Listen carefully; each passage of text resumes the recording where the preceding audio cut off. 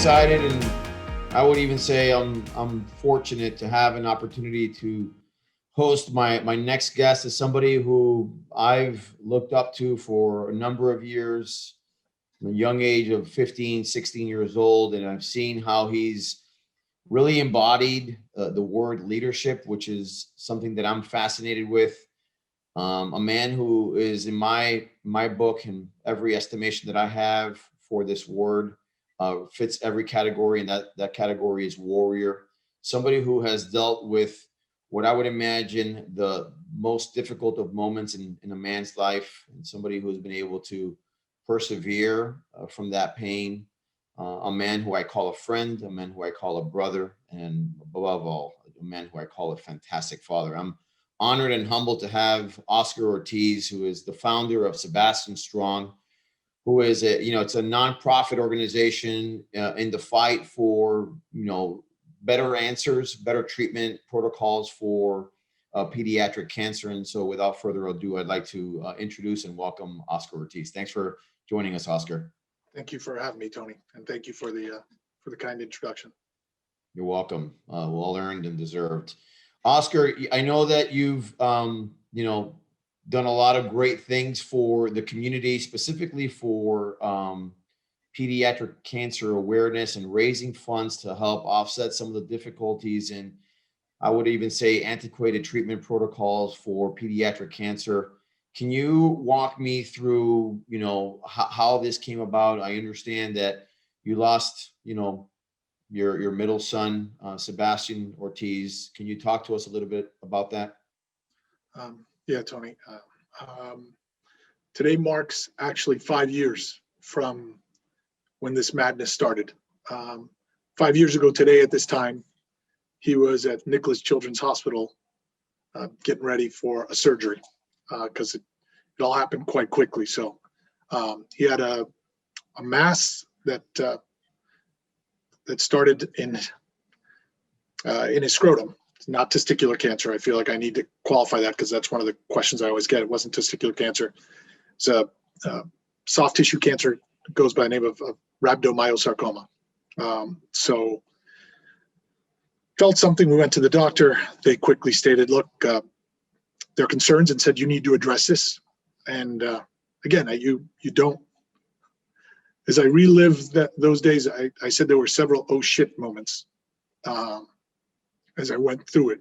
Because it's not, cancer doesn't cross my mind when you think that. You think, all right, he's a cross-country runner.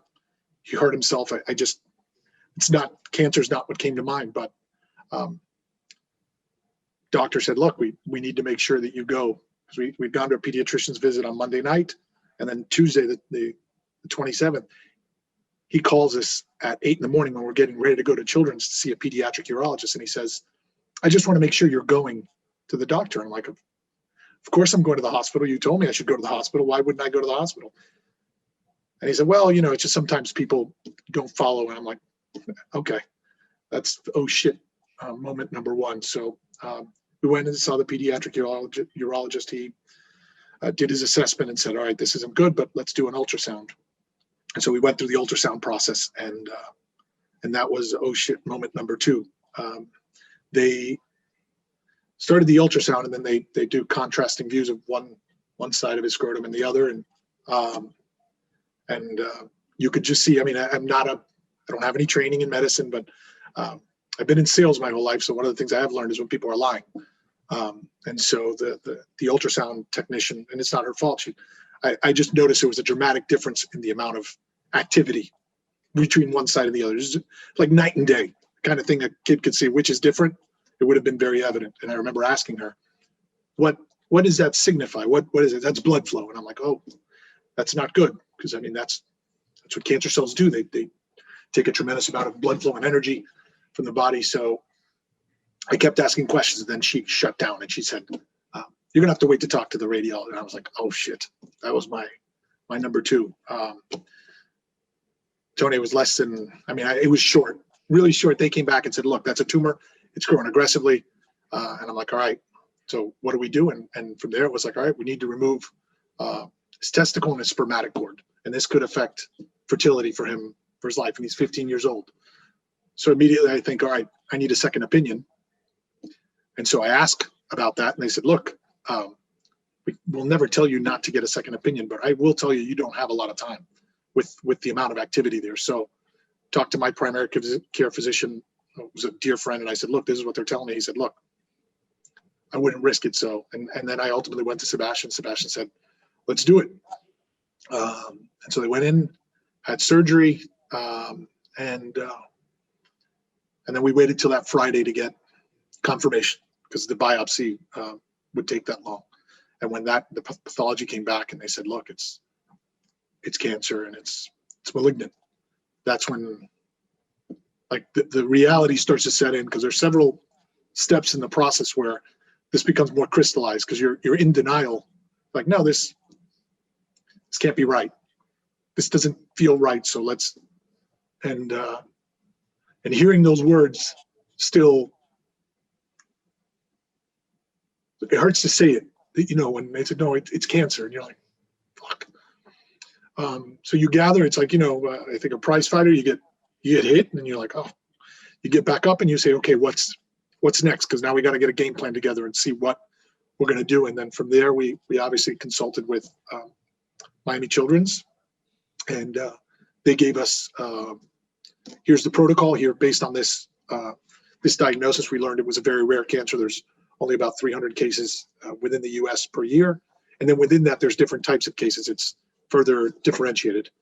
So I said, okay, I've got time to get a second opinion on the treatment protocol. So we went to Sylvester, and they basically said, look, it's the same protocol. And at that point, being born and raised in Miami and knowing the Maraña that is Miami, and Maraña, for those that are listening, is sort of Miami's notorious for people rigging stuff and creating their own reality.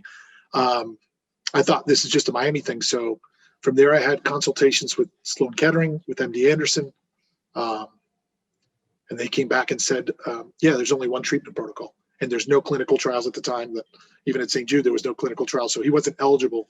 I mean, St. Jude does wonderful work, but they don't really take care of everybody, because you need to fit into the work they're doing. So with that, we said, okay, well, there's a certain amount of peace that came with that. We don't have to travel and add more stress to our circumstances. And then we decided to go with and the reason being primarily that they're a cancer center, a larger cancer center, and his age, I think also for me, having adults that had experience with sarcomas, even though it was technically a type of sarcoma, but there was specialty in that, in these tumor boards, that I would get a more comprehensive perspective on that. So it was then that we sort of learned, all right, the only treatment is 40 years old. And that was a double take. Like, it was like, what do you mean it's and the survival rates were not as high as we'd like. It was favorable at the time, but still you'd think, I don't mind old, like the polio vaccine, that works. We don't need a new one. Like, that works. Let's keep that going. But 40 years old with brutal side effects and limited efficacy was concerning. But you don't really have a choice, so you jump on it. We assessed. It included some really big surgeries, an initial 6 months of treatment, and like a champ, Sebastian just said, all right, let's go. I think he channeled some of the stuff he used to do with me and running cross country, all right, it's a race, and it's a longer race, so we're going to have to, he ran a half marathon with me at 12 years old because he wanted to hang with dad. So he already had that, all right, this is a marathon, and it's going to suck, but in the end, there's a finish line and we'll get there. So we went at it with that mentality. He had some really rough times. I mean, chemotherapy is brutal. And then we thought we were done his birthday when he turned 16 years old, May 10th, which is also Rose's birthday, his mom's, my wife. And we celebrated, thought we were done. But there was an inconclusive scan that kept coming back, which showed a little bit of inflammation, if you will, in a muscle called the omentum in the abdomen. And we went through more and more scans. We did PET scans, and it wouldn't show up as a large mass, which is what a lot of these things will do. It'll with the fluids, it'll show up as a large mass, but everything looked clear, but the radiologist felt like there's still something there. The only way to clear this is really through a biopsy. And the reason that is because this, for lack of, and again, not a medical background, this spreads like a rash. So it, and then it amasses once it locks in, it gets its space, and you let it grow, it'll grow. So, and I knew this at the time, but I didn't really want to face it, is knowing that if it was metastatic and it got loose, survival rates plummeted to a point where I don't use the numbers, because I always told Sebastian, no matter what the number is, I don't really care. If it's 1%, if it's 10%, if it's 50%, we're on the right side of that. So when the surgeon came out midway through to confirm, that was a first. I was down because I had to process that in all likelihood I was going to lose my son. I didn't let that creep in during the first 6-7 months. That was never, I was the team cheerleader, and I had to say we're going to be okay, and I never let that. I didn't want to believe it, and I didn't believe it. But I'm a numbers guy. I'm a science guy. When I got the news that it had spread, I knew.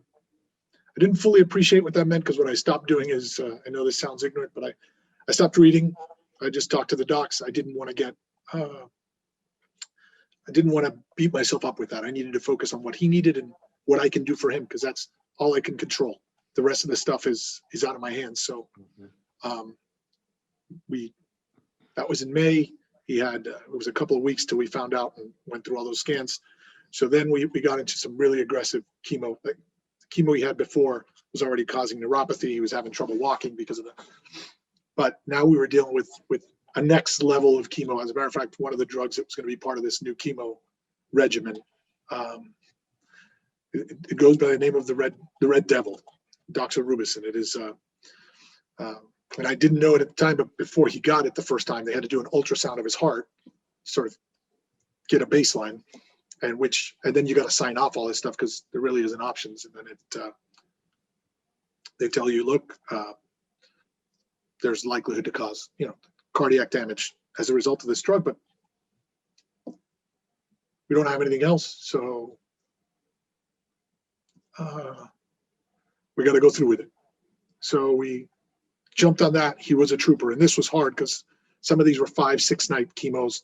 They beat the hell out of him, to the point where, his immune system, his numbers and counts would drop so low that he'd have to go back to the hospital in between chemos for transfusions, for platelets, which were, the one thing that would break him at times, because he was tough. Was I can do the scheduled stuff, Dad, but when this side stuff, when I've mentally prepared myself, all right, I have a week where I don't have to be in the hospital, and now this comes up, Dad, I can't, and some of the most difficult moments with him was him pleading, saying, Dad, please, I don't feel that bad. I said, but Sebastian, you have a little bit of a fever. We can't let this go. Dad, Mom, please don't make me go back to the hospital.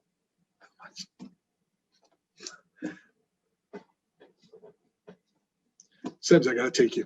And he would cry and gather himself. But that hurt, that that this treatment was further taking away from us. So did probably 4.5 more months of this chemo with a plan that I think we all knew was a Hail Mary, but you're optimistic, is at the end of his treatment, he needed to wait. We'd expect about 4 weeks to gain some weight, because through this time, Tony, and he was 6 feet tall, 6'1", and was weighing 145 pounds or so. He dropped to 105 or so. It just ravages the body. It ravages your desire to eat. So we were going to have a month off after that final chemo in October, and then the plan was a month to gain weight, and then a kind of aggressive surgery, which effectively opened him up in his abdomen because that's where it metastasized to. And with that, because as I mentioned earlier, it spreads like a rash. It's called HIPEC. It's a high temperature chemo. They effectively put contact chemo. They open you up, put the contact chemo inside of you, and sort of pump it around for a period of time so that it comes in contact with the tumor. That was November. This is 4 years ago, November of 16. And surgeon comes out. We knew it was scheduled to be a 7-hour surgery. It's more than that line. But the surgeon came out maybe an hour and a half in. And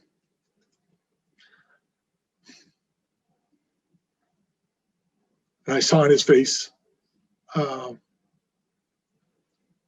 it wasn't good, but I couldn't imagine what he was going to tell us. Came out, he said, "Look, it's spread." And you're like, "All right, what does that mean? Like, tell me what you mean it's spread."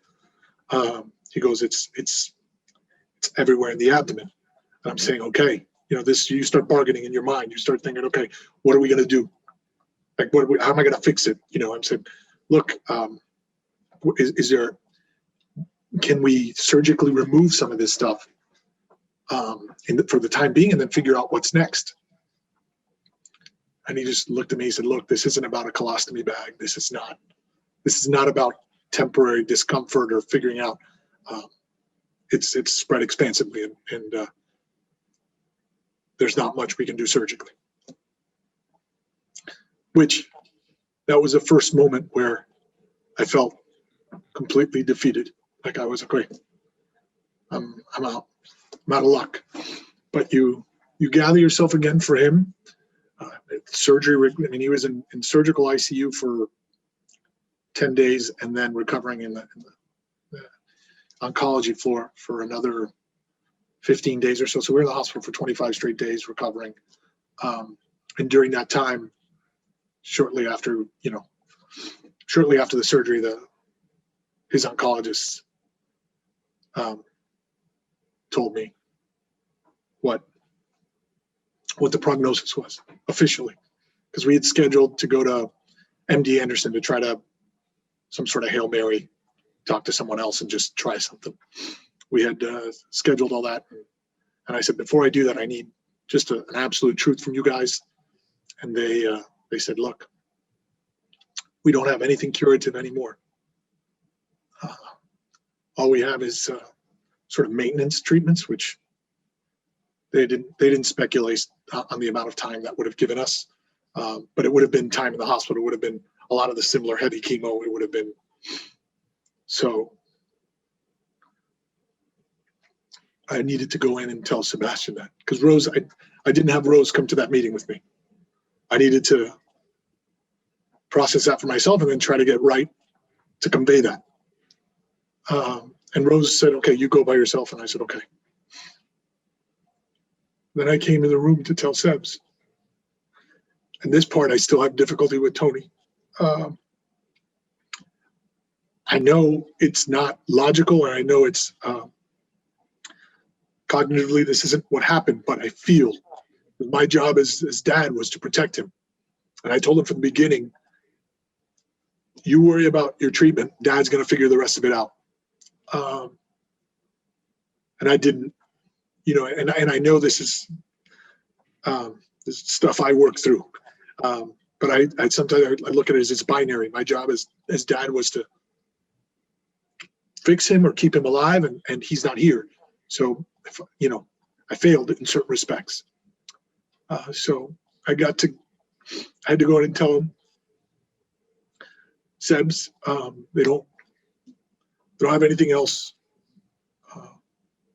that will cure you. All they have is more treatment that will keep you in the hospital for longer. And I know how much you don't care for that. So before he started talking, I said, I need you, let me just say this, Sebs, you don't need to do anything more for me. You've battled, and it would be selfish of me to ask any more of you. So I leave that to you, and I mean that in all sincerity. And process quickly. I mean, it was when he looked at me, he said, "For real?" Still a moment that haunts me. And I said, "Yeah, Papa, we don't have." And shortly after, he said, "Okay, then we're gonna go home and wait for a miracle, and that's what we'll do." So from there, it was decided, all right, how are we going to communicate this to people? Because it's extremely difficult to go through personally, and people mean well, but you're like, you don't want to become a news station where people are reaching out to you to find out, you're just. So I remember him saying, "Okay," after we processed, the three of us, Rose, he and I said, "Okay, I get to tell people now." So when abuela comes, when abuelo comes, when tío and tía come, I get to tell them. I'm going to be the one. Even with the nurses, I want to tell them, and I'm like, "You get whatever you want at this," and so that is where that moment of watching him tell other people is where I go to in my life when I have difficulty, when there's a moment of this sucks, and I go through quite a few of those now. That's to put on your big boy pants, because I watched him to a person tell them that he was out of options and console the people that he was telling, to say it's going to be okay, as people cried, it's going to be okay. I'll get my miracle. And so, after going through all that, you feel obviously cheated. I still do at times. But very much like what I learned from him, and philosophically, what I've always said to my kids, and life happens how you always choose how you respond. That's a choice. I never expected, and it applies here, but I didn't expect this to be it, Tony. I didn't expect to be tested at that level, because you lose your job. I mean, we all go through difficult circumstances, and they're very real. But I didn't expect to be tested like this. But the same rules applied. This happened. Now what are we going to do? And that's where the foundation was born. I thought to myself, if I don't do something, then in some ways I'm dishonoring him. This is my way of processing. I don't judge others who do things differently from that standpoint. But I knew that I needed to do something to help others, and so that we make improvements upon the circumstance that Sebastian had to face. And then very selfishly and very honestly, it also would give me a platform to continue to talk about my son, because as much as he may be gone physically from others, because he lives here in my heart, I get to continue to talk about him. And so Rose wanted nothing to do with that when we first started. She said she didn't want her life to be about that. And I said, I respect that, but I need you to respect my desire to do something. And so that's where it was born. And 5 months later, Rose was on board, bossing me around, keeping me in line, which was great. I needed it. But that's the origin of it. And in just a few short years, we've funded 8 projects, over $1.2 million in research, and our approach has been kind of unique in that what we do is we seek out partnerships. There's a limited amount of funding in this space. Less than 4% of the National Cancer Institute's budget, which is amounts to less than $200 million a year, is what goes to pediatric cancer research. I've seen studies, or I saw numbers the other day where someone said that's Starbucks revenue in coffee for 3 days in this country. So they're up against it. When you look, and you're someone who's got experience in the pharma world, and I get it. I'm not blaming. These are just some of the circumstances that cause this lack of innovation in that space. Kids only represent 1% of the cancer population, so they get a commensurate amount of attention. You got government, like I mentioned, less than 4% of what they raise goes to pediatrics, which is less than $200 million a year. And from a big pharma standpoint, because they represent that small, their approach has generally been what I call a trickle-down approach. When there's innovation, and there's been hundreds of drugs that have been developed over the last 40 years for adults with cancer. We see what the applications, and it's complex because sometimes it's the FDA. There are regulations that drive this, but ultimately there's a financial responsibility to make sure the drug is profitable. So we find stuff that works for adults, and if it happens to trickle down for kids, we use it there. There's only been 4 drugs since 1980 that have been developed specifically for kids with cancer. So there's a tremendous lack of innovation. And then you've got the government, you've got big pharma, and then the third leg of the stool that funds this are foundations. And then I came to learn that a lot of the larger, well-known foundations in the cancer space, although they use pictures of kids quite often, some of them don't do much for kids. One of the larger, more well-known ones, less than 1% of what they raise goes to pediatrics. So if it weren't for foundations like ours, and we learned it early on, within a year we had doctors calling us, which I didn't know this was going to be this way. Doctors calling us to say, hey, you fund, full research projects, which they go started basic research projects go for $200,000 to $300,000 for a period of a couple of years. And so what we found is because there's such a lack of funding, our approach has been to partner with organizations who we find have similar approaches. And every year they have, I'll use the example that I've used before, let's say they had 10 projects that scored really well, that scored high enough, and they'd love to fund all 10 projects, but they only have a budget for 7 projects. So our approach was to say, okay, are you willing to show us 8 through 9 or 1 through 3? I don't care, but somewhere you show us some of those, because one of the things that hurt the most was to hear those words that there's no more options for Sebastian. So our approach is to create other options where they don't currently exist. I don't want to give money to someone who's already got, not that there's anything wrong with that, but if someone's already got an idea that's off the ground and rolling and they're having success, they'll continue to get funding. I need to give someone else a shot. Yeah, I need to give someone else a shot. Yeah, I need to give someone else a shot. So, we do quite a bit of family support, getting folks. This is hard enough as it is, and right now in this COVID world, it's particularly challenging because you can't. You have limited visitation at the hospital, and that's just with family. Most hospitals right now, you can only have one parent in with the child at a time. You can't have siblings. You can't have anybody else, and it's one person. So we're expanding some of the stuff we're doing in that via this kind of technology, Zoom, in partnerships with and Holtz. Oscar, let me ask you a question. I've seen you transcend, one of the things that makes you is your ability to have people move in a certain direction. And I've seen that in your professional life, in your former life, where you came from, but now looking at it in your current role as you lead and assume the helm for the Sebastian Strong Foundation. Talk to me a little bit about your leadership philosophy and how you will really flex it to continue to capitalize the efforts to ensure that innovation is there, not only now in the immediate, but more so in the next 5 years. I mean, if I narrow it down to one word, is I try to be authentic. I don't ask anybody to do anything I'm not willing to do myself. Along with that authenticity is transparency and honesty. I mean, I think people need to know what you feel. And sometimes my delivery can improve, but it's not with intent that I deliver poorly. It's just lack of tact at times, maybe, but sure. The sincerity's there. And I think in whatever you do, those elements for me are table stakes.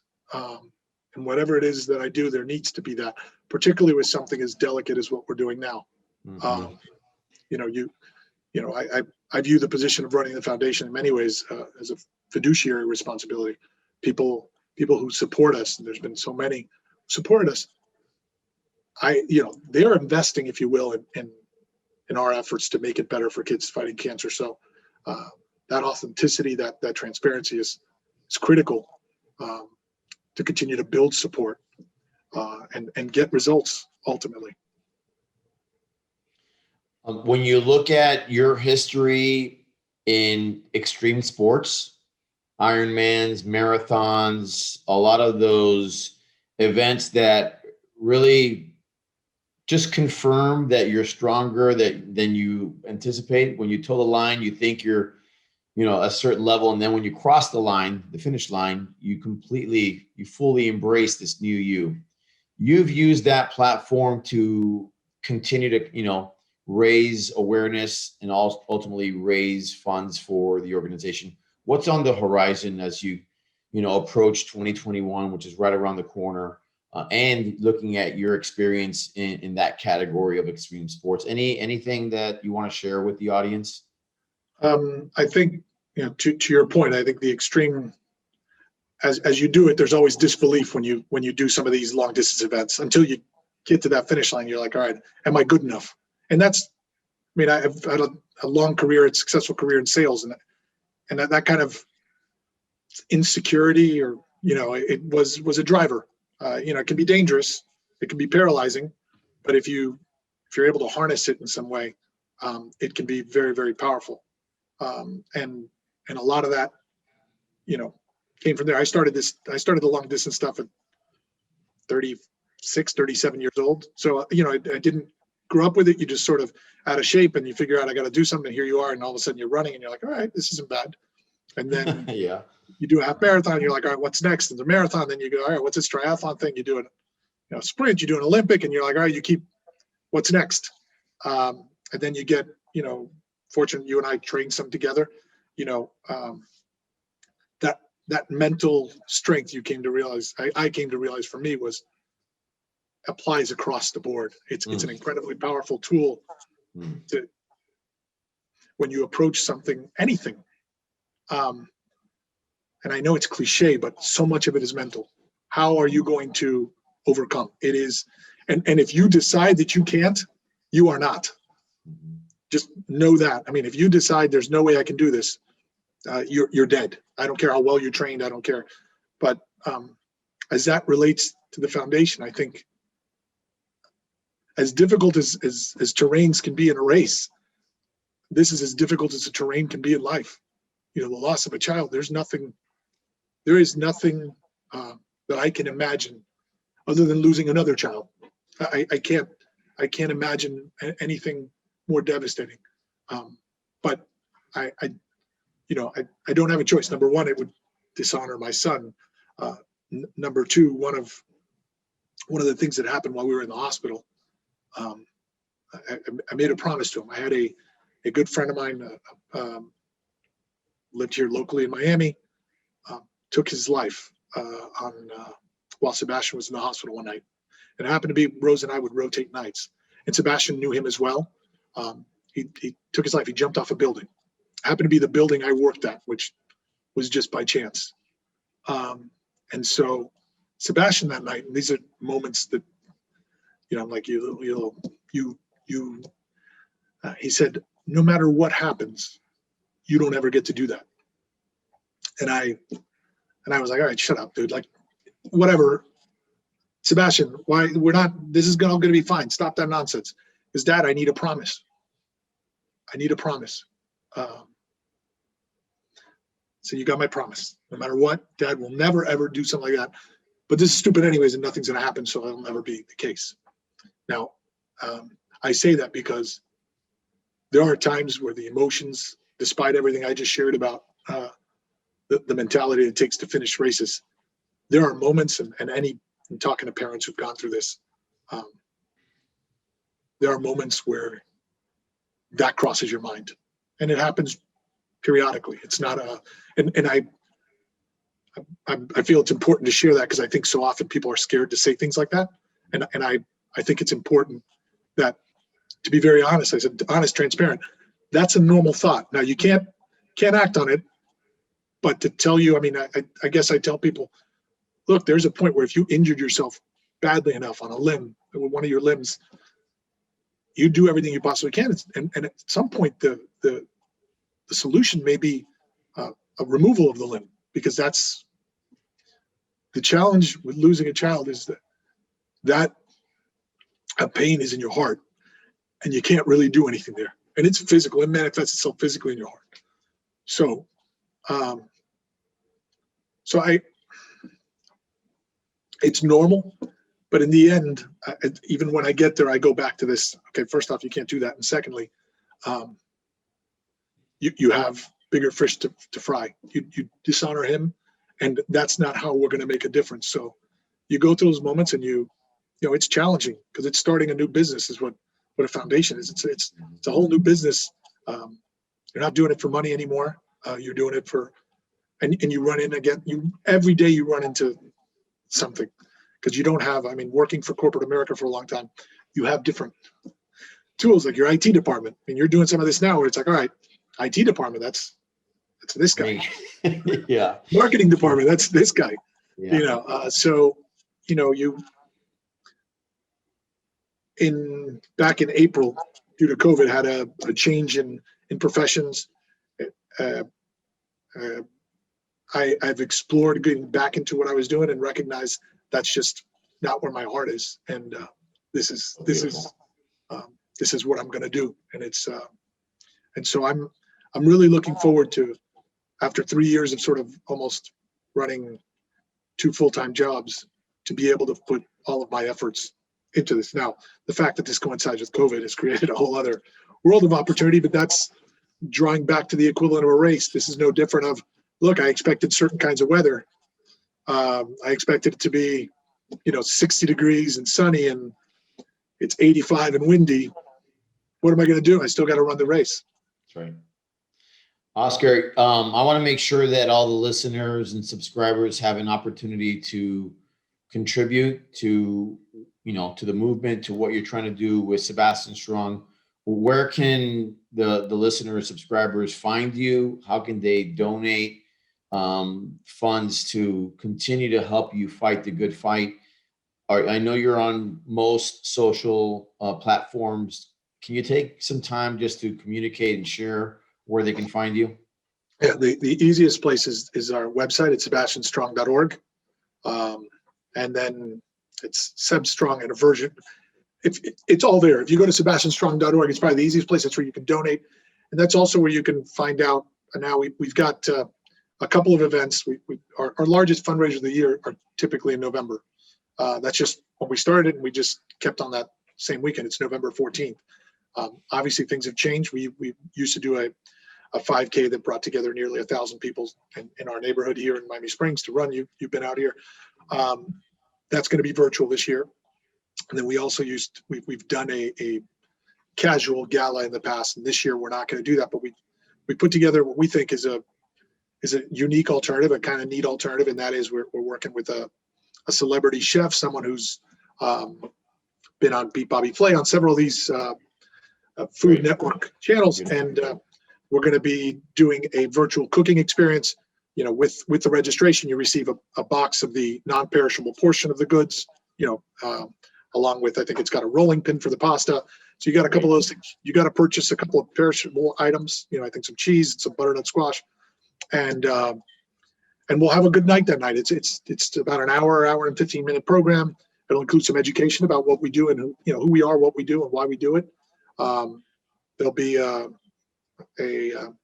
a 45-minute cooking presentation, and then we'll close. And it's Saturday night. I think we're seeing more and more that people are staying home as a result of this. So if you're interested and available, please check out the website, and we'd love to have you. And you can also find a way to reach me through there as well. Thank you, Oscar. There isn't. I've listened to your story several times, never with as much detail. It's never easy to hear it, and just variations of, and even just more color as to what how he lived his life. Just an unbelievable soul, way ahead of his years. I remember running with him on multiple occasions. Just the ability to think through things, and the ability to construct, and even to a certain degree, even communicate at an adult level at the young age of 14 years old was impressive. And so, kudos to you for, putting him on this earth. He left this a better place. I choose to think of him as a little warrior, just an individual who loved running, who was always smiling, was very funny, very charismatic, and so congratulations for being an exceptional dad. You've been also an exceptional guest. You've given us what I consider one of the most finite resources, and that's your time. And you've given us, 54 minutes of your time, deep, gratitude. Thank you, sincere thank you for all that you do for those out there, for just an unbelievable story. And we're really looking forward to partnering with you as the days go by, and even as we continue to collaborate with between Altered State and Sebastian Strong. Sincere thank you. Well, thank you, Tony, and I appreciate you as a friend.